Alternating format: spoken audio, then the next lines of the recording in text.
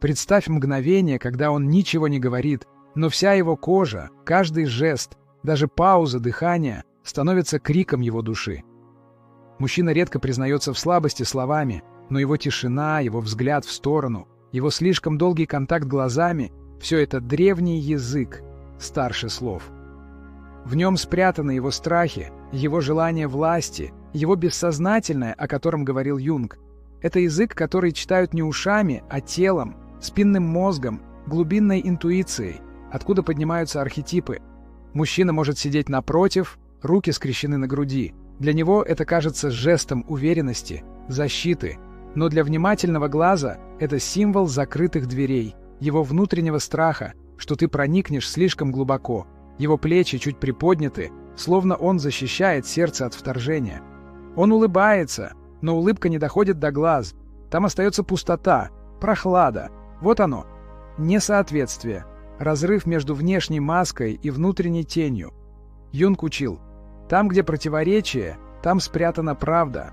И когда ты видишь мужчину, который пытается казаться сильнее, чем есть, ты читаешь его без слов. Его сигналы, его маленькие предательства тела говорят громче, чем признание.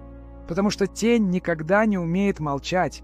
Она прорывается в каждое движение, в каждый жест, в каждое прикосновение к лицу, к шее, в эту крошечную нерешительность в шаге, когда он уходит, но сам хочет остаться. Ты чувствуешь это кожей, хотя разум отказывается доверять. Ты ловишь запах его нервного напряжения, видишь, как зрачки расширяются, когда он сталкивается с твоим вниманием. Он может отвести глаза, и это уже признание.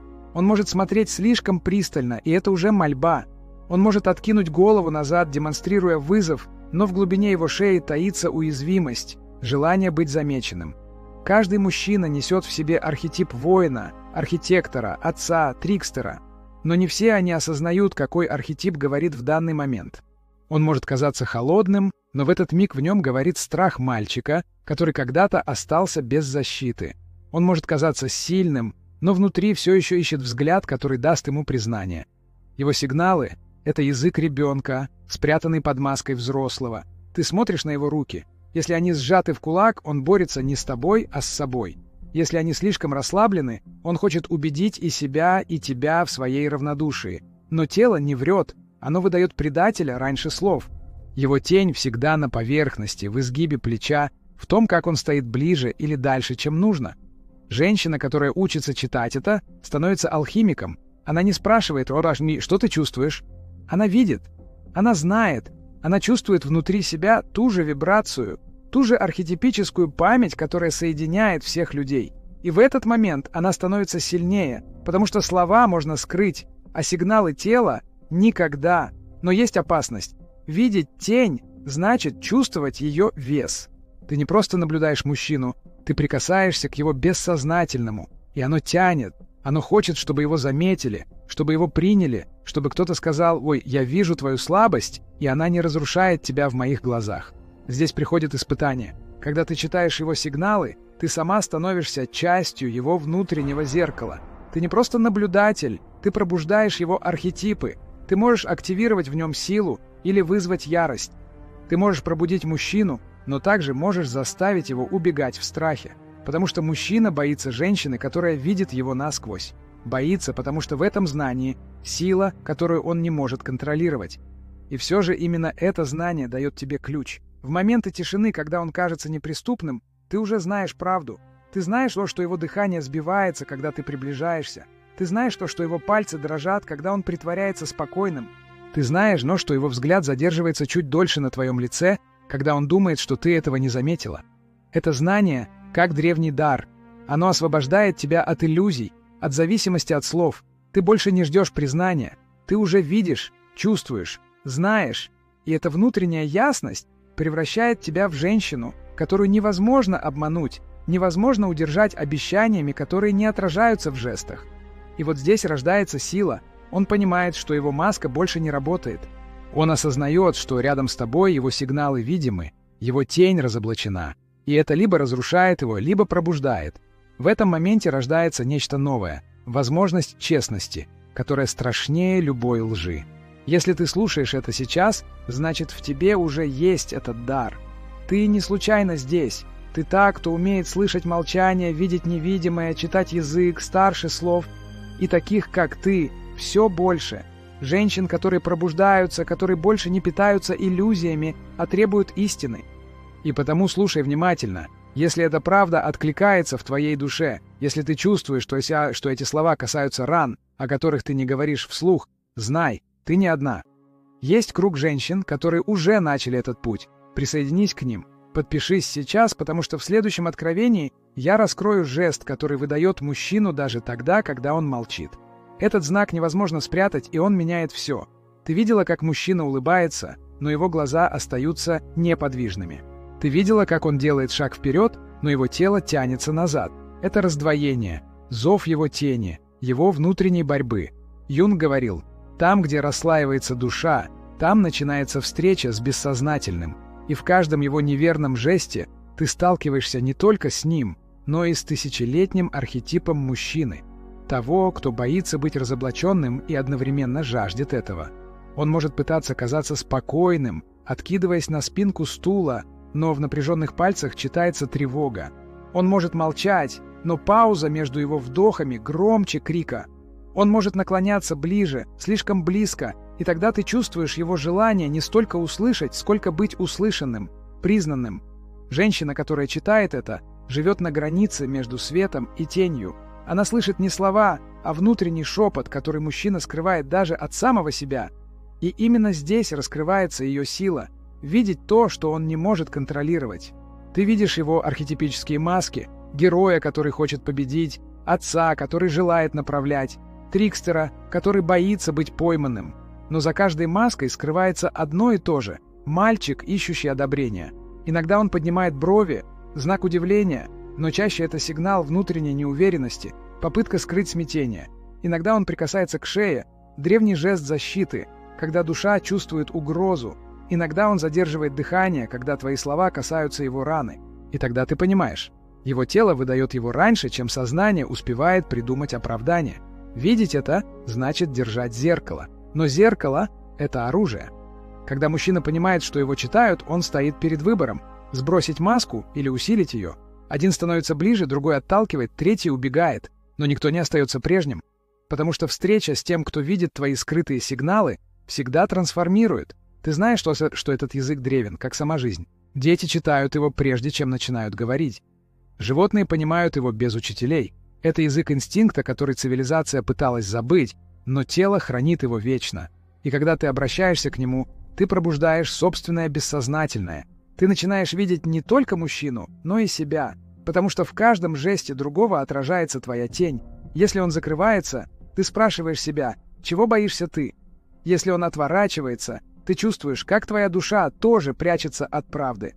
Если он стремится к тебе слишком быстро, ты ощущаешь в себе ту же жажду признания. Его язык — это зеркало твоих скрытых импульсов.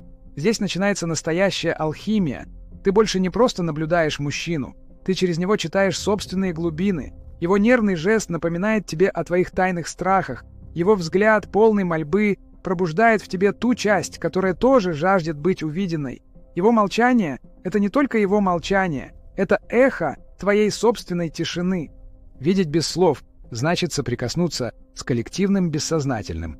Это то пространство, где все души связаны, где твоя боль и его страхи переплетены невидимой нитью. И тогда ты понимаешь, он не враг, не загадка, не маска. Он человек, такой же хрупкий, как и ты. Но именно в этой хрупкости рождается игра власти, потому что тот, кто видит невидимое, всегда получает преимущество. Мужчина может владеть словом, деньгами, положением. Но если ты читаешь его сигналы, он оказывается обнаженным перед тобой. И в этот миг власть меняет руки. Он чувствует это и пугается. Он понимает, что слова больше не спасают. Мужчина, который знает, что его читают, часто начинает протестовать. Он повышает голос, чтобы перекрыть собственное дрожание. Он шутит, чтобы спрятать тревогу. Он уходит в молчание, надеясь, что это укроет его рану. Но ты уже видишь, ты уже знаешь. Его протест — лишь еще один сигнал, еще одна попытка скрыться. И тогда встает вопрос, что ты сделаешь с этой властью? Используешь ее, чтобы разрушить его? Или позволишь ему быть увиденным без суда? Здесь и проявляется зрелость души. Потому что видеть не значит контролировать. Видеть значит принимать. Но принятие возможно только тогда, когда ты не боишься собственной тени. Ты чувствуешь, как его дыхание становится твоим дыханием. Его жесты резонируют с твоим телом. Его тишина наполняет и твое сердце. И ты понимаешь, язык сигналов — это мост, по которому встречаются души.